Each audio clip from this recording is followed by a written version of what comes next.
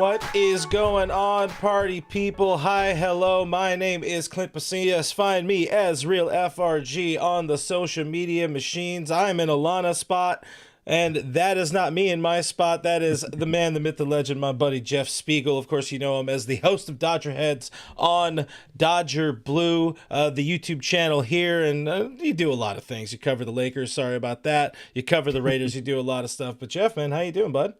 Yeah, sorry about the Raiders piece too. I think is acceptable. You know, it's most of the teams that I follow in my life are disappointing, not the Dodgers. Great to be with you. Thank you as always for the invite. Honored every time, and I'm glad that I'm getting to catch this show after the Dodgers have won 5 in a row. These are more Yeah. fun after 5-game winning streaks than they are after 2-game losing streaks. So I appreciate it. Yeah, it's not the end of times or whatever. I'm sure people will complain in the chat. Guys, do sound off in the chat. Let us know how you're feeling about the team. With Jeff and I here, we're pros at hitting the chat. Not to say Alanna's not, but we live on people talking to us through a little box on the internet. But we'll read some comments and all that, and I'm sure we're going to find some that be like, oh, they only beat bad teams. But before we get into it, guys, rate the show 5 stars. Leave a review if you can on the podcast platforms. Like and subscribe here on the YouTube platform. It really helps myself and Alanna out. But let's get into the big ticket and talk about the good things that happened with the Dodgers on this homestand. Jeff, we had a series sweep. It's a good homestand for your Los Angeles Dodgers. It's fun playing the Pirates and the Marlins, eh? 51 runs scored during the homestand, and in my opinion, you know, we're talking just before going live, like, listen, coming out of that Chicago series, things were feeling a little ugly. It just had, the season kept feeling like a false start over and over, but the bad teams came for the Dodgers at the right time, and now I feel like the vibes are high. What's your feeling of where the team is at right now? I think you're right on the vibes are high. I'm sure we're going to talk about the guys who are disappointing, but the number of people in that bucket seems to be dwindling by the day. I saw this stat. I mean, it wasn't all that long ago, and I'm sure you were experiencing the same thing, that the Dodgers offense was a concern for people. And Jack Harris had this tweet. The Dodgers didn't have 10 hits in any of their first 17 games since then they've done it in 9 of their past 13 and each of their past 4. So the offense is figuring it out. The bullpen has continued to be very good. Pitching is obviously all over the place, but vibes are good, which I appreciate. Optimistic Jeff loves where the vibes are at. Yeah, vibes are what this team needed. We got vibes as well from Max Muncy hitting a bomba yesterday. We'll talk about that in a second. I'd like to see the Dodgers playing some good teams again, but we'll take the good feeling for now. On the right, got the right mental wavelength heading on a very long road trip. I think they're going 3 cities. They start in Atlanta, play Miami for 3, and then finally we get to see another National League West team with the Arizona Diamondbacks for some reason in the first full week of May. Weird schedule, but the big news, besides Max Muncy hitting a home run, which is something he could still apparently do, we saw the return of the Catman, Tony Gonsolin on the bump. We got some meows, and I like to say, y'all forgot about the Catman. I was a believer. I never quit on Tony Smokes and made his first start, MLB start at least in 20 months, and really was 2 moments away, a pitch and a play, 2 moments away from being outright dominant against the Miami Marlins. 6 innings, 3 earned run, 9 strikeouts, only 77 pitches, super economical, even with the strikeouts in there. Another thing, I mean, getting this dude back at this time, obviously the state of the starting rotation is not ideal for the boys in blue. Things will be getting better, but getting this dude back, I mean, it just felt to me like kind of a depth savior, especially on the heels, or not on the heels, but heading into playing 19 times in a 20-day stretch. What'd you like about Gonsolin? What do you think he can build on, and any sort of concern points when you're looking at Tony? No, I'm with you. I mean, you and I might have been some of the last people on Tony Gonsolin Island. He's just a guy, when I look at his numbers, I know it's not like as sexy as Dustin May and the movement left to right and the velocity and all that, but this guy just produces. I know 2023 was a down year, but you go back to 2019, 2.9 ERA, 2020, 2.3 ERA, 2021, 3.2 ERA, and 2022, a 2.1 ERA. Even 2023, if you go back and actually look at what happened that year, He gave up 10 earned runs in the final start before he officially went on the injured list. So even if you take off the last handful of starts where he was almost assuredly pitching injured because they needed bodies to close out Yep. 2023, he was good in the first half of that one. So I know he's not going to necessarily wow everybody with his stuff, but the performance has just always been very good. And that's what we saw. I mean, 17 whiffs on 42 swings Yeah. against Oof. the Marlins. Yes, it's the Marlins, but the whiff rate was there. It was diversified. He got whiffs on all 4 pitches that he threw. So A, they need bodies, and B, contrary to popular belief, I think Tony Gonsolin is more than just a warm body. Yeah, he's a good body, and I'm not being weird and creepy about him. I like the dude; he's a nice fella and all that. I'm not necessarily into him that way, but he's somebody. He was an all-star in 2022, and it was an earned all-star berth. Went Yeah. like I think you mentioned, there's 16-1 that season. He's good. He is very, very good at his job. He's got a pretty wide array of pitches he can go through. Of course, the splitter can be nasty when it's on. The fastball can touch, as high. We've seen it as high as 97. That's not necessarily where he's going to sit, but knowing that there's a highly it would things we would have to have so many things go wrong for Tony to be getting starts for this team in the postseason. Right now it's about depth, it's about surviving while we get Kershaw back in a couple of weeks, Shohei Ohtani eventually rejoining or sliding into the rotation, and of course Blake Snell, the big offseason acquisition, as well as Tyler Glasnow joining that rotation as well. So to have Tony, to have Dustin May still in that mix, hey, it feels like 2019 all over again for the boys in blue. But love seeing what we saw out of Tony there, and I loved seeing what we saw out of Max Muncy. Finally connects on a homer. I said on the last post-game show Alanna and I did on Tuesday, or maybe I wrote it in my notes and I didn't say it. I don't remember exactly where it was, but I had said I liked the swings. I like where we were starting, the swings we were starting to see him get off. It felt like he was close to putting it all together. Then we see a homer and a Sun triple on Wednesday. Listen, we'll take what we can get. The reactions, I love the reactions from this, by the way. Freddie, oh, thank the sweet Lord. You got to imagine. I mean, Max, you've talked to him in the clubhouse before. You've been around him. He carries an aura about him, but he can be a grumpy boy when things aren't going well. And he mentioned after finally connecting on that homer, kind of bringing it home with him, feeling the pressure of everybody watching him not hit homers. You had mentioned, by the way, like he, despite the numbers not being sexy, like he wasn't that far off. Not as bad as he seemed. Do you care to elaborate on that for the folks here on the internet, which of course are a different brand from the folks on the Twitter? Explain to people here on this show, on this YouTube show, about what you saw with Max and what the numbers were kind of explaining that maybe we weren't seeing in traditional stats. Yeah. So the big picture is, I would say, and again, the people watching this probably understand. So apologies if this is old news, but the beauty of underlying metrics and some of the nerd stats is that they can help be predictive. They can help you see through some of the surface level stuff to say, is this actually sustainable in a good way? Is it sustainable in a bad way? Or is there maybe something else happening? And the surface level stats are luck based. And so when I looked at Muncy, as we were preparing for our show a couple of nights ago, I'm looking through some of his quality of contact numbers, and I'm like, that's interesting. I mean, even today, his hard hit rate in 2025 is better than in 2024. And he was very good in 2024, like 135 weighted runs created plus, 35% better than league average offensively. So his hit rate is up. His barrel rate is up. His average exit velocity is pretty comparable. And so while the results weren't there, I was looking and saying a couple things change here, namely whiff rate and strikeout rate are the two numbers that have gone completely the wrong way for Muncy in 2025.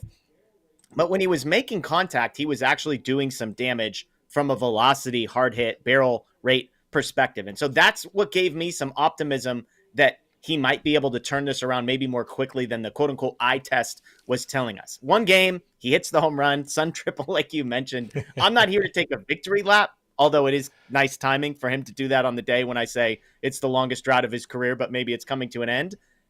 And yet, like, I'm not willing to say he's all the way back yet, but I think there's some reason to believe that the slump might be hitting the rearview mirror quicker than we may have expected. Yeah, I mean, listen, we want this slump to be over. Max wants this slump to be over. I'm sure Kelly Muncy wants it to be over, and I think again we're trending in the right direction for this team. Just about everybody hitting, everybody not named Michael Conforto. We'll talk more about that. We're gonna look back at the entirety of the month of April, but first we are going to hear from our buddies Eric Kratz, Todd Frazier, and Scott Braun about Harry's. If you want a razor that looks good, makes you look good, gets the shave done, and doesn't cost much, Oh, is it nice? that's a hairy John, and you can smell it too. Smell it, John. Smell it. Oh wow, what is After that? See, shave? that's Harry's. That's the shave gel. Bro, I'm telling you. Look, I mean, this. you look scary, man. It's the shot. Fresh. Now come in.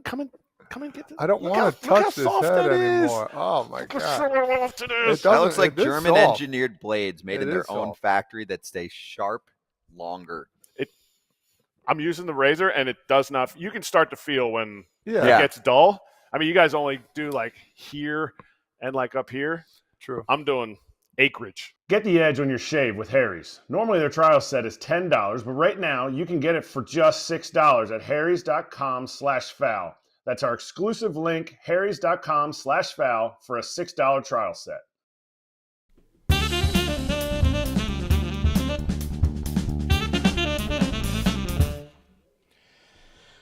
And we're back here, and we're going to talk about your Los Angeles Dodgers some more because, again, it looks like they're not as bad as some people wanted them to be. We do finish the month of the month of April, 21-10, tied with the Mets for the best record in baseball.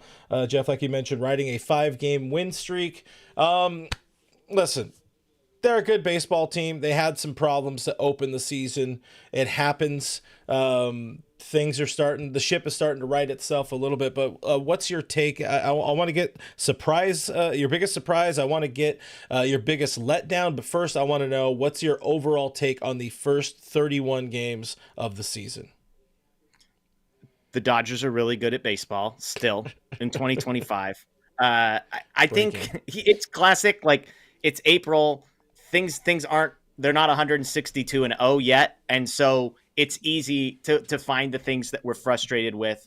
I know we've got a lot of smart people that are in chat that are telling us, hey, they're at a better place now than they were a year ago, and last year kind of ended in the place that you're hoping it ends.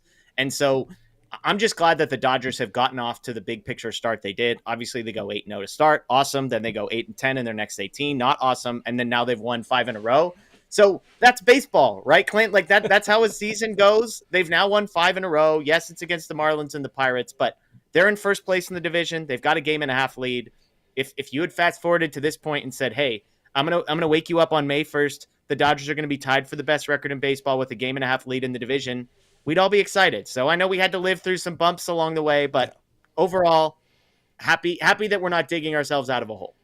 Yeah, and listen, like you said, it's baseball. I've been using that phrase way too much, borrowing from everybody's fan favorite Manny Machado. That's just baseball. It's baseball. It's part of a long story. I mean, if you're reading, I don't know how to read.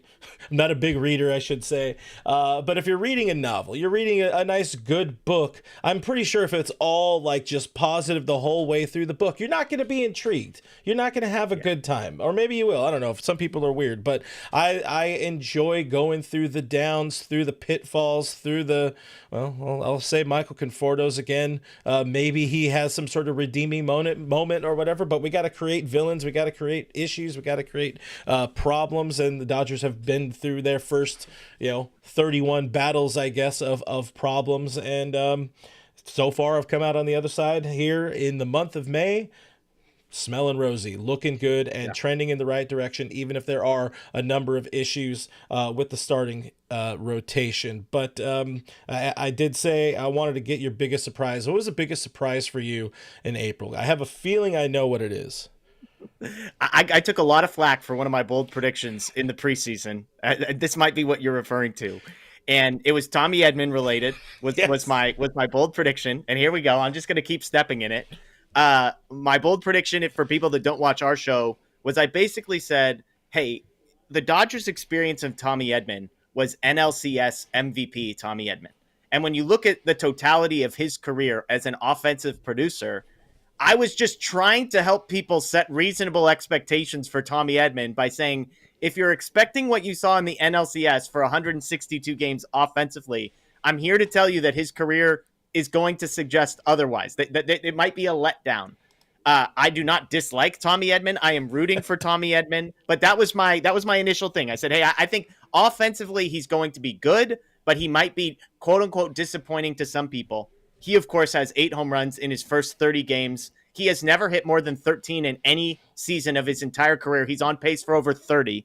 I've joked, like I always sit in this place, Clint, and you can relate to this, about whether I lean into the bit and just continue to stand my ground with Tommy Edman by joking that the OBP is 295, which isn't awesome, but the slug is 523, which is incredible. And so the biggest surprise, easily Tommy Edman's power. And I want to ask you a question before you answer your own. Is this sustainable? Like how much of a believer are you? And I'm not even going to say he's going to get to 30. Like, do you think Tommy Edman gets to 25 home runs this season? That would be 17 more in 130 games. Yeah, listen. I agree with everybody. I've decided when it comes to Tommy Edman, I entering the season, I'm more on your side. And I understand I'm avoiding the question right now. So if we had a judge here, I'm pretty sure he'd be like, sir, please, Mr. Pasillas, please answer the question. No, he doesn't get to 30. I think 25 is a stretch. He probably finds a way to maybe hit about 20, 22. Still a very, very nice season. Of course, totally. Early in the season, we weren't expecting him to be hitting a lot of third, a lot of fourth, which he was doing for this team.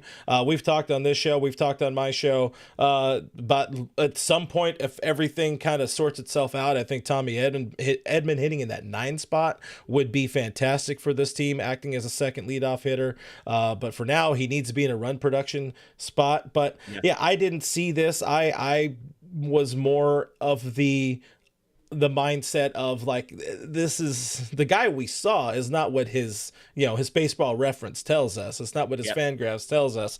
But we preach all the time. The Dodgers are good at fixing people. They have both sides have been open and honest about the fact that, hey, they identified some things to help him out, and it seems like the changes, particularly to his left hand swing, are better. They're real. It's legit. Now, is it legit enough to carry the team? Is it legit enough to be a very tiny version of Barry Bonds? No. But we'll take the hot streaks where we can get them, and I would agree to pin this. I would agree with you.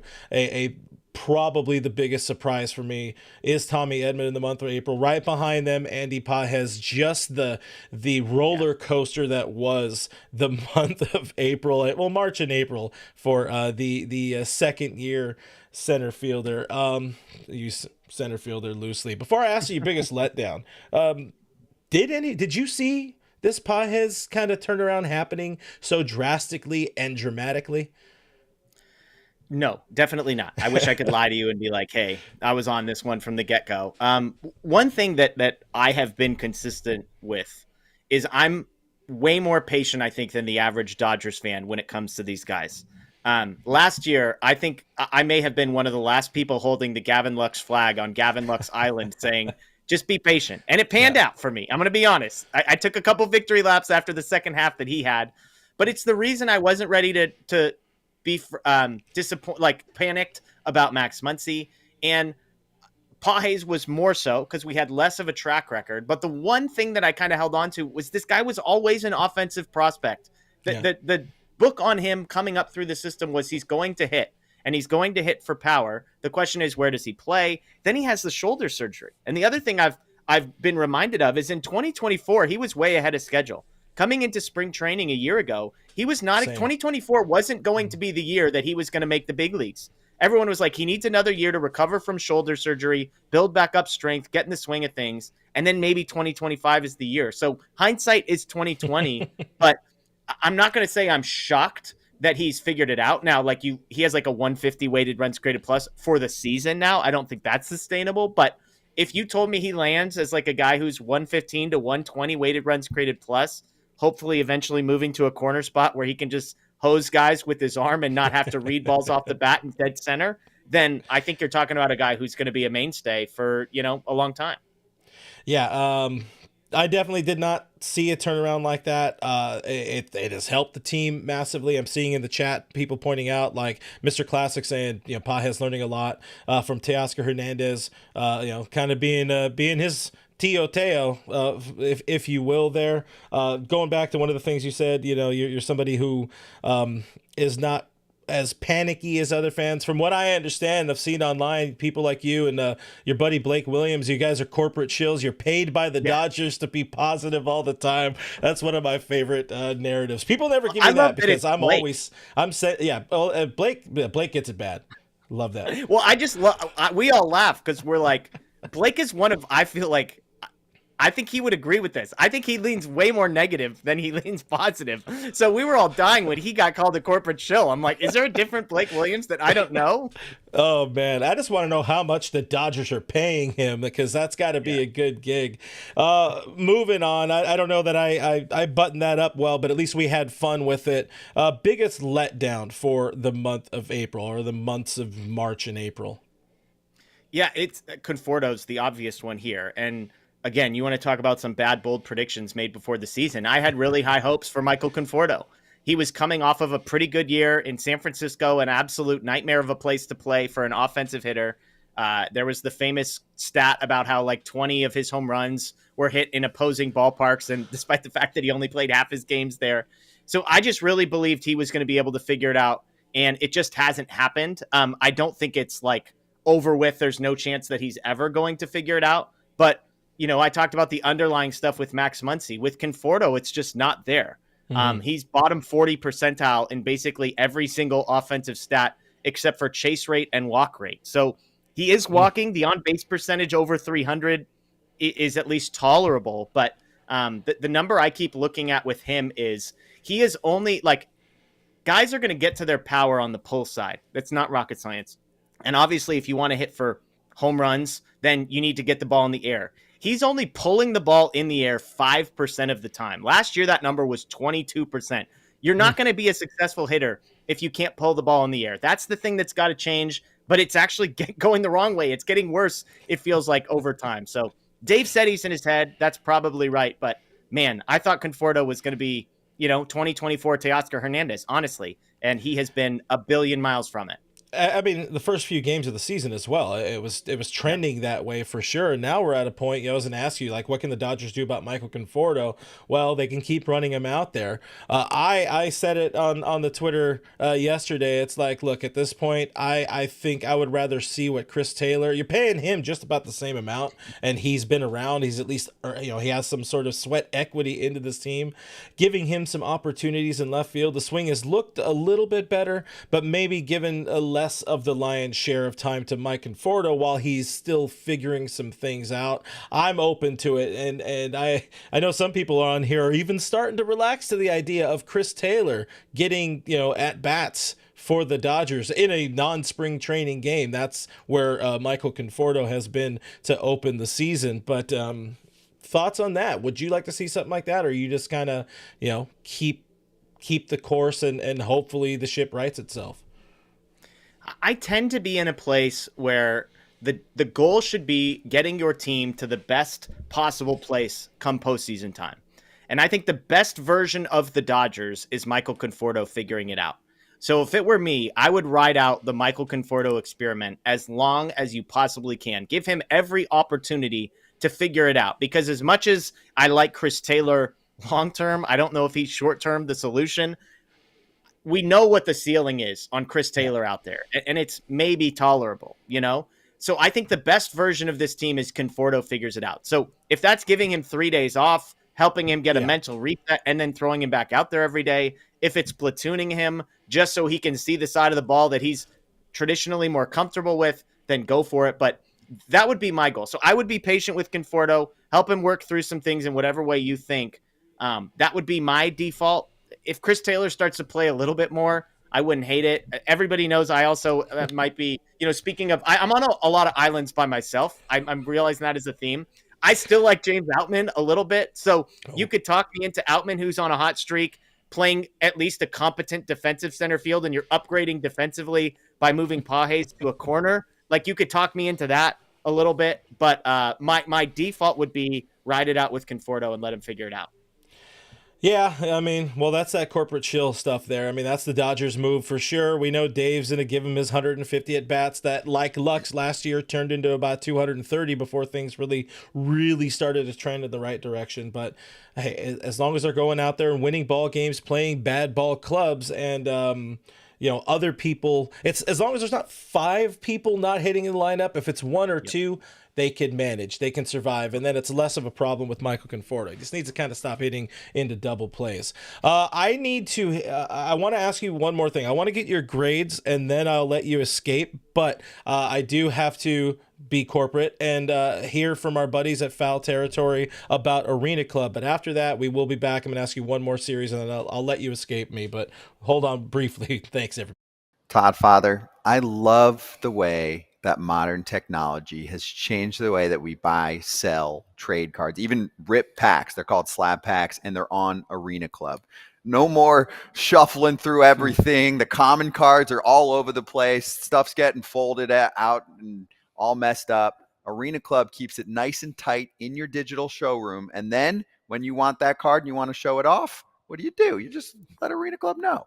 Let them know and grab it and take it with you. Show it off online. I think this is huge just because the fact that you talked about cutting the corners. You want to get a card that doesn't break or doesn't have a problem with it, go right to Arena Club. They have everything you need. Easy money right there for really, really good, exceptional cards. After your pulls are revealed, they'll immediately be placed in your vault for safekeeping or trading and selling. Right now, 20% off your first slab pack or card purchase by going to arenaclub.com/foul and use code FOUL. That's arenaclub.com/foul, code FOUL for 20% off your first purchase. Thank you, guys. Sorry I went rogue there. Usually we would jump into last licks, but I'm having fun talking to Jeff here, and I'm stealing more of his time. I appreciate you hanging out with me. You're getting some love, by the way, for the Outman take there. I mean, there was a point a couple weeks ago where I was like, yeah, maybe James Outman might not be the worst idea, but we got a hell no from Diane. All right, before I let you leave, month 1 grades. We'll keep it simple. Offense, starting pitching, bullpen, and for fun, management/manager. What do you got for offense? I'm going to go B+ for the offense. And we're grading on a curve, so they're being graded compared to what we had as far as expectations for this team. Mookie Betts has struggled. We know that. He's still been good, just not amazing and great. But I think the bottom of the lineup, which we've had to see a lot of, Kike, Muncy, Rojas, Barnes, Conforto, have all been tough. So B+, maybe A-. You could talk me into an A-, but I'm in that range. Yeah, I think early in the season they weren't doing their homework, but of late they've definitely turned it on. I think they got a tutor, as in they played bad teams. Starting pitching. I wanted to talk starting pitching, but obviously there's a lot to cover, and it's only half an hour show. But starting pitching, just give me a grade there. What do you think? I'm gonna probably be a tough grader here. I'm gonna say B- for the starting pitching. Yamamoto has been incredible. And my the Cy rest Young of it kind of been all over the place. Yeah, that's one bold prediction I did well. I said he'd be the top Dodger finisher in the Cy Young voting. Dustin May's been a roller coaster. There's been great moments where you're like, this is why he's around. And then there's been bad moments where you're like, this is why he's going to be a free agent at the end of the year. Obviously, Snell has been good but not available. Glass now all up in his head on all sorts of stuff. The young guys who have come up have all underperformed. Knack, Robleski, Bobby Miller, etc. Sasaki, I think, has been okay. So B- again. If you caught me on a good day, maybe it's a solid B because Yamamoto's been that good, but he can't carry the whole class project himself. Yeah, he needs that whole rotation needs some help. Bullpen, what do you have? Give me an A- for the bullpen. I know this is a group that a lot of people don't love, but you look at some of the performances. Kasperius being the guy that he's been, Jack Dreyer being the guy that he has been, I think has been encouragement. Again, I'm grading on a curve with who hasn't been there. Evan Phillips recently back. Kopech hasn't come back yet. But Kirby Yates has been nice. 2.6 ERA. Tanner Scott, 2.4 ERA. Vesey has been solid. Bonda's, up until the last week has been solid. So I think all in all, I'm pleased with where the bullpen is at. Yeah, a lot of good arms and more help on the way. All right, management, well, more so manager. What do you think about Dave so far? Is he letting getting a little lax now that he's got all that sweet change in his pocket? No, it's an A+ for me. If you want to call me a corporate shill, it's in the Dave Roberts department. But to me, I use this example, and some people think this is a terrible example. That's fine. They're entitled to their opinion. A couple weeks ago, when the Ronald Acuna thing gets blown out, I forget the outfielder's name who doesn't run a ball out, and Acuna tweets like, if it would have been Kelnick. me, Yeah. If Kelnick, if it would have been me, I would have been benched, and then like the whole thing blows up, right? Yeah. This never happens with the Dodgers. Never. And that's Dave Roberts' superpower. There's no drama. There's no infighting. There's no nonsense. So, yeah, they have the best record in baseball. There's no drama. It's an A+ for Dave.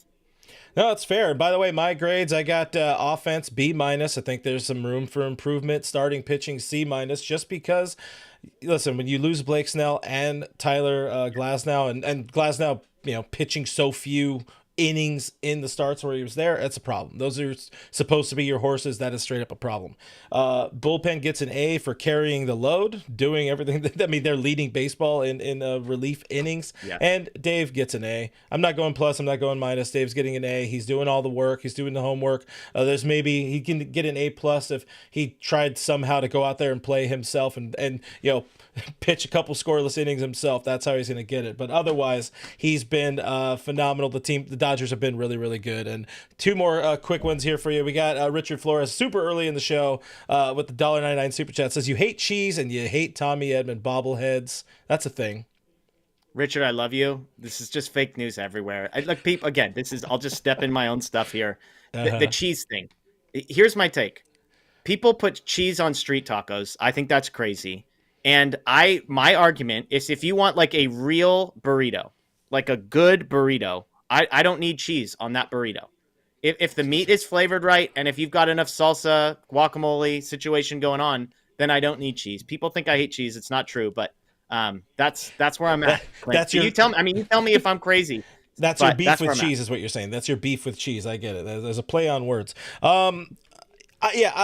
Listen, I enjoy cheese, but obviously I enjoy cheese, but a good street taco should be able to hold itself, up without added flavor like that. However, if we're talking about like queso tacos or whatever, you get the tortilla, you put it down in the nice boiling cheese, you add the fat, and then you have a nice, tortilla bed to put your meat in, then that's a little bit of a different story. Sure. But one of these days, I'll have you on my channel where we have more freedom to breathe, and we're just going to talk all food. F the Dodgers, we'll talk all food. But Jeff, I appreciate you joining me, man. You were one of the people very much wanted to see join me on the show while Alanna's out. Always a pleasure talking Dodger baseball with you. Of course, people know where to find you, but tell them where to find you, and then I'll kick you out.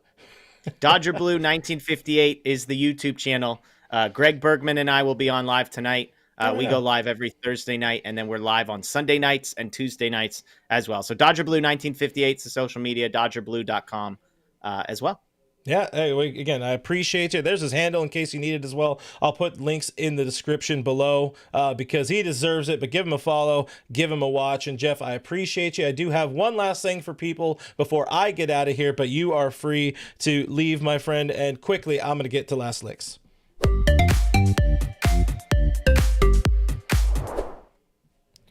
Sorry, we're going long. Sorry, Mark. I'm steering the ship, and I'm just going rogue here, but I wanted to make sure I gave Alanna some love here, and, of course, Guidry's Guardian Foundation some love. Alanna does have, and Guidry's Guardian Foundation, trying to slow it down a little bit here. There's an auction going on. Great cause here, of course. All the proceeds do go to benefit Guidry's Guardian, which is a nonprofit. It goes helping dogs, helping puppers that need help in the world, that can't do anything on their own because their paws don't have no thumbs. But you can get tickets. There's an auction, 32auctions.com/LAALAD, Dodgers versus Angels, May 17th. The auction right now, I think last I saw, there's 4 bids. It's around $110 right now. That's pretty cheap for a Dodger game, guys. Go out there. You're supporting Alanna. You're supporting Guidry's Guardian. You're supporting puppies. I see Steve in the chat saying Guidry's the real MVP. Thank you very much. Steve also says avocado is extra, mate, and I do agree with that. But I understand I should probably get out of here. I just wanted to quickly, a baseball thought for the road. I want to shout out an old friend, Gavin Lux, for doing well to open this season. He's been great. He's been great. I've said for a while, I think he was somebody who needed a change of scenery. And not to say he didn't have a really nice season for the Dodgers last year. He was fine in 2024. He's been fine at different points when healthy for the Dodgers, but he is a dude who would benefit greatly from a change of scenery. And Great American Ballpark, being with the Reds, has helped him out a lot. He's enjoying baseball, and he's a buddy, sorta, and we appreciate him. Guys, that's it. I appreciate you guys hanging out with me here on Dodgers territory. Big thanks to Jeff Spiegel for joining me here on the show. Again, go follow him on the Dodger Blue YouTube channel. I will be back. Alanna will still be missing on Monday, but I will be back. We're going to be early, 9 a.m. Pacific time, early here live. The Dodgers play an earlier game in the afternoon that day. My buddy Casey Porter, you also know here from the YouTube machine, he's going to be joining me. We'll be talking about the series that was, the series ahead, prospects, all that kind of stuff. So smash a like, subscribe to the channel, do all the things that help us out, rate and review the podcast. We appreciate you. I appreciate you. And I'll see you on the next one. Bye.